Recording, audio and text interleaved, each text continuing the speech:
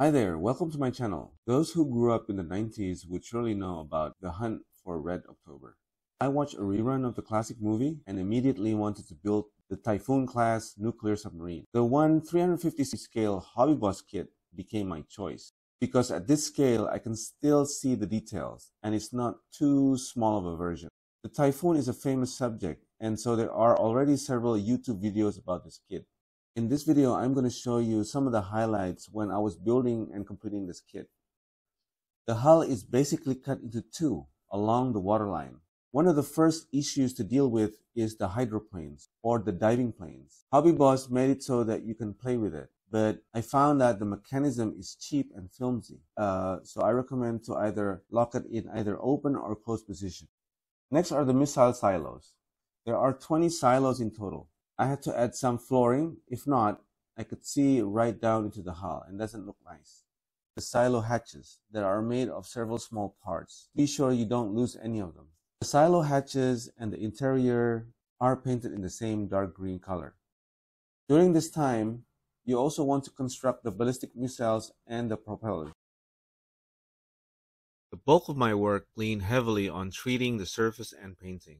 The first thing was to fill the gap along the hull, which is okay. The second phase is this one focuses on toning down the tile patterns. You see, Hobby Boss made tiles with very deep grooves, and I think it's a bit too prominent for my taste. At this scale, the grooves should be shallower and at least half of what you get from the kit. I first filled the grooves with a thick layer of surfacer. Then I took a coarse sandpaper and started sanding down the whole surface. Gradually, once you get to the point where that's enough, get a finer sandpaper and smooth out the surface.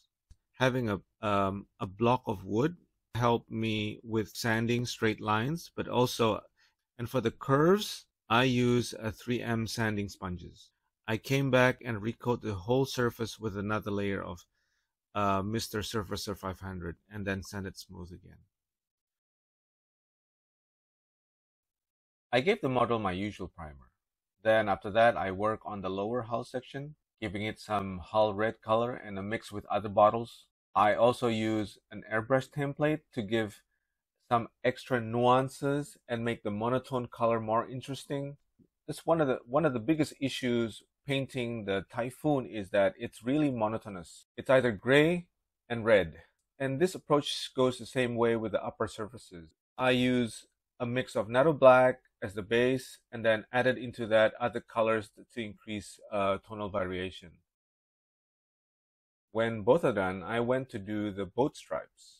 This is done by traditional masking tape and using Tamiya flat white. The model has only a few decals to work on. Mostly the decals are related to scale measures on the bow, midship, and off the port and starboard. It's important that you use a decal softener since the grooves make it difficult for the decals to stay flat.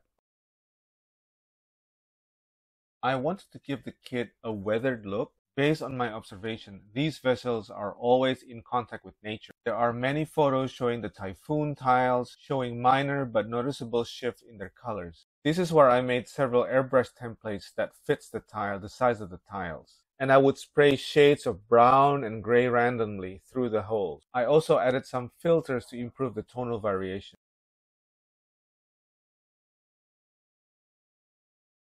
The final bits were painting and inserting the missiles into the silos, and installing the various telescopic sensors and whatnot. All in all, I'm really happy with the results. It was a simple kit and I think it became a really nice project. I do mostly aircraft and armor models, and I really needed a break, so this project was a great distraction. That's all for now. I hope you liked this short video. See you next time.